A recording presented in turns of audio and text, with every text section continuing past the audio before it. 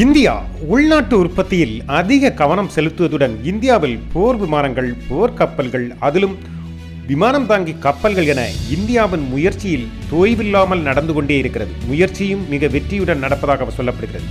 ஆனால் இவைக்கு கால அவகாசங்கள் தேவைப்படுகிறது. ஒரே நாளிலோ அல்லது குறுகிய காலத்திற்குள்ளாவே இது அனைத்தும் சாத்தியமில்லை. ஏனென்றால் ஒன்றுமே நாம் புதிதாக கண்டுபிடித்துத்தான் செய்ய வேண்டுமே ஒழிய அனைத்தும் ஏற்கனவே கண்டுபிடித்து வைக்கப்பட்டவை திருப்பி நாம் தயாரிப்பது அல்ல.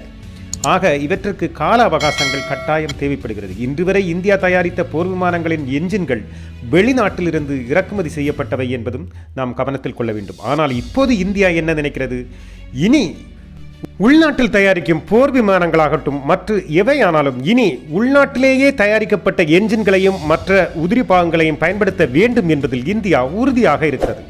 ஏனென்றால் இனி அவ்வாறு செய்தால்தான் இந்தியா சுயசார்புள்ள ஒரு நாடாக மாற இயலும் என்பதால் அதற்கான பெரும் முயற்சியில் இந்தியா இருக்கிறது.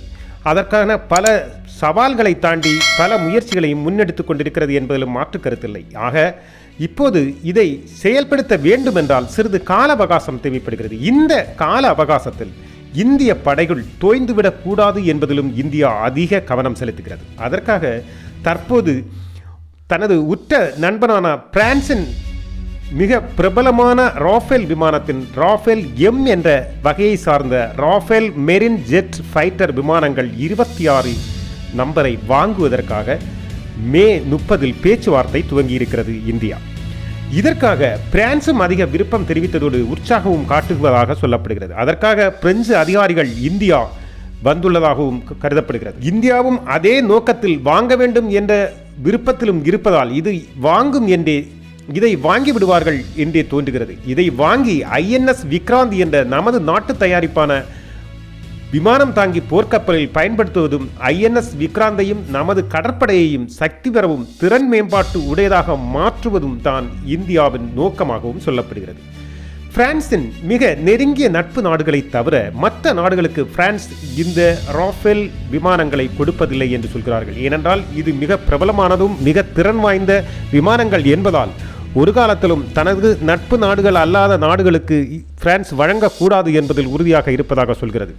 அதுவே இதன் டிமாண்டையும் மட்டுமல்ல இவற்றின் தரத்தையும் உயர்த்துகிறது, இதற்கு முக்கியத்துவத்தையும் அதிகமாக்குகிறது என்று சொல்கிறார்கள். பல நவீன தொழில்நுட்பத்துடன் இயங்கும் இந்த விமானங்கள் ரஷ்ய போர் விமானங்களை விட சிறந்தது எனவும் நிரூபித்துள்ளது.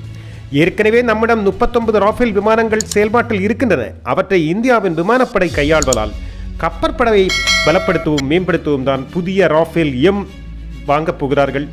அதற்கு முயற்சிக்கிறார்கள். 59,000 கோடி செலவு செய்து 2016 பெரும் சர்ச்சைக்குள்ளான ராஃபேல் விமானம் 39 வாங்கப்பட்டது. அதன் சர்ச்சைகளும் விமர்சனங்களும் தற்போது குளிர்ந்த நிலையில்தான் மீண்டும் களமிறங்கியிருக்கிறது இந்தியா. கடந்த ஆண்டு ஜூலை 13ஆம் தேதி பாரத பிரதமரின் பிரான்ஸ் விஜயத்திற்கு முன்னரே நமது பாதுகாப்புத்துறை அமைச்சர் ராஜ்நாத் தலைமையிலான டிஃபென்ஸ் அக்விசிஷன் கவுன்சில் திட்டமிட்டு இதற்கு அனுமதி கோரியிருக்கிறது. அதற்கு அனுமதி அளித்து அதைத் தொடர்ந்து இந்தியாவின் கோரிக்கையை ஏற்ற பிரான்ஸ் பதில் கடிதம் அளித்திருந்தது.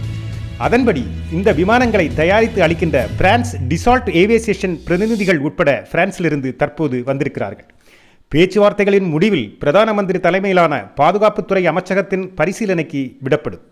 அவர்கள் எடுக்கும் முடிவின் அடிப்படையில் தான் மேற்கொண்டு நகர்வுகள் இருக்கும். இதன் விலைகள் தீர்மானிக்கப்படும். இதன் நகர்வுகளும் முடிவு செய்யப்படும். இதற்கு சிறு கால அவகாசங்கள் இருக்கும் என்பதும் நடைமுறை உண்மை. எனவே விரைவில் பிரான்சின் ராஃபேல் எம் வகையிலான விமானங்கள் இந்திய கடற்படையை அலங்கரிக்கும் என்று நம்புவோம். வளரட்டும் நமது இந்திய படையின் பலங்கள்.